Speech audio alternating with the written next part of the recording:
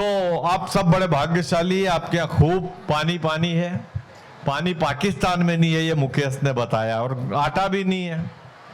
हालत ये हो गई है कि पाकिस्तान का कोई भी पीएम अगर अब सऊदी अरब जाता है तो मिलता ही नहीं है पाकिस्तान के पीएम से। पीएम पूछता हुजूर भाग क्यों रहो मुझे देख के, तो अरब का शेख कहता है कि तू पैसे मांगने आया होगा, तो पाकिस्तान का पीएम बोलता है कि अभी तक पैसे मांगने आता था हुजूर, इस बार तो आटा मांगने आया हूं। ये स्थिति है। ताली वाली तो रहने दो, आप सादा ही कर लेंगे। हाँ, हमारे यहाँ मुकेश तो बहुत ज्ञानी है। इसने रात को सुबह 4 बजे विजय माल्या को फोन लगाया, बोले जल्दी उठो। बोले क्यों? बोले कि आज अपना त्योहार है, फेसबुक पे एक पोस्ट डाल दो तो तुम्हारा कलंक मिट जाएगा। विजय माल्या चौंक गया, बोले कौन सा कलंक और कैसे मिटेगा? बोले तुम पे एक कलंक लगा है, वो मिटने का दिन है आज। विजय माल्या बोला बताओ क्या लिखूं? तो मुकेश मासूम ने बताया फेसबुक पे लिख दो कि हिंदुस्तान की तमाम बैंकों को मिच्छामी दुक्कड़म। तो नेहा शर्मा नमन ये भारत की राजधानी दिल्ली से हमारे बीच में उपस्थित हुई है। देशभक्ति की वीर रस की बहुत ही शानदार, जानदार, वजनदार और साथ में ईमानदार कवियत्री है। जैसा देखती है वैसा लिखती है। जोरदार तालियां नेहा शर्मा ने। बहुत अच्छे। मैंने एक कॉलेज के लड़के से पूछा हाँ कि बताओ अहिंसा क्या होती है। अच्छा।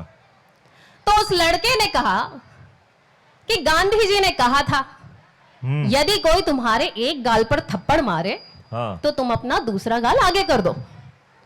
तो मैंने उससे फिर पूछा तुम्हारी कितनी बहन है? तो उसने कहा मेरी 2 बहनें हैं।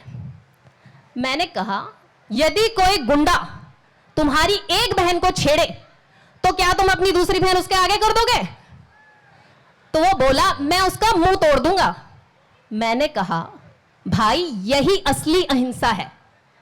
यदि कोई तुम्हारे धर्म पर, तुम्हारे देश पर, तुम्हारी इज्जत पर वार करे तो उसको मुंह तोड़ जवाब देना चाहिए।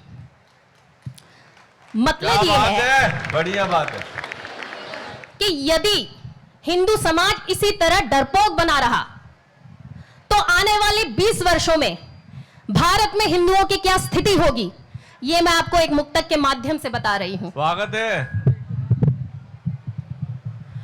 खटाखट में उलझ करके फटाफट फूट जाएगी। वाह वाह वाह। आज से 20 वर्षों बाद किस्मत रूठ जाएगी। फटाफट में उलझ करके, खटाखट में उलझ करके फटाफट फूट जाएगी। आज से 20 वर्षों बाद किस्मत रूठ जाएगी।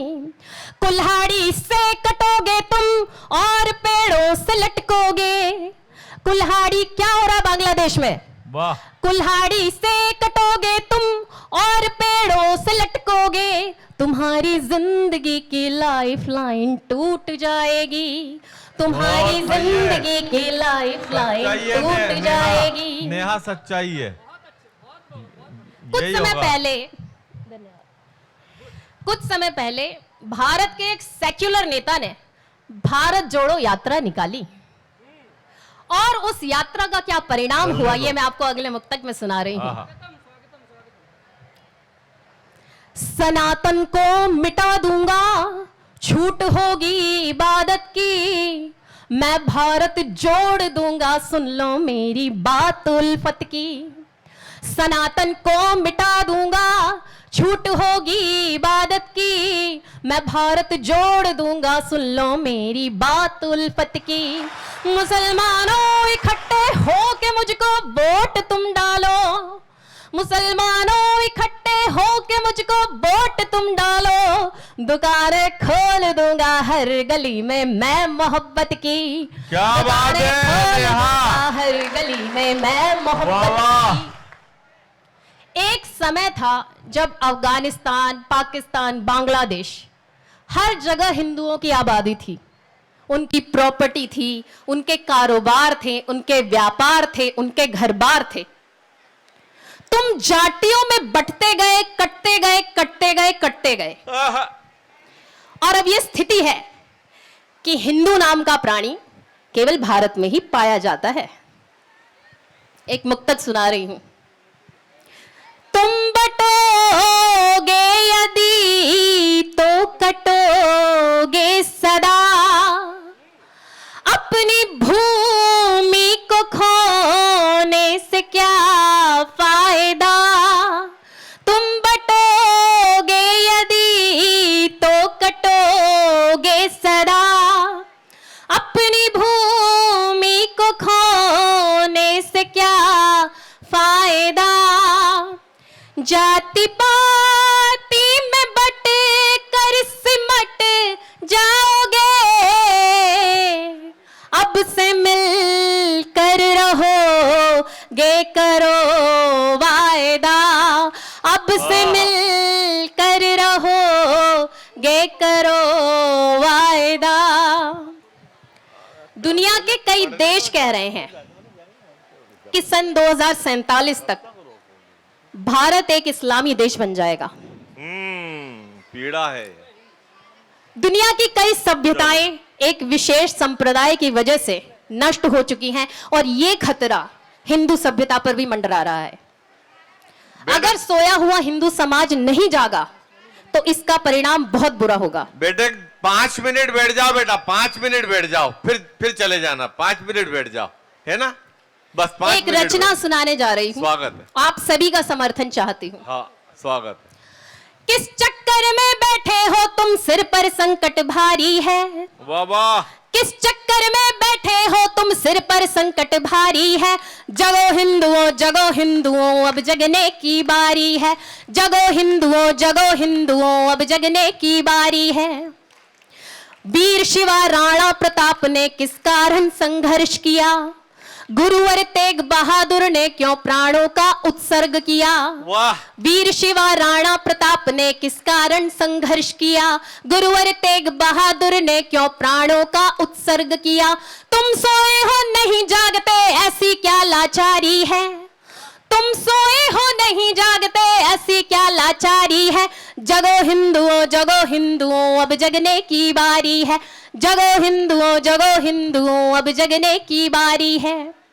डीएनए में खोट है जिनके वो नेता बन बैठे हैं।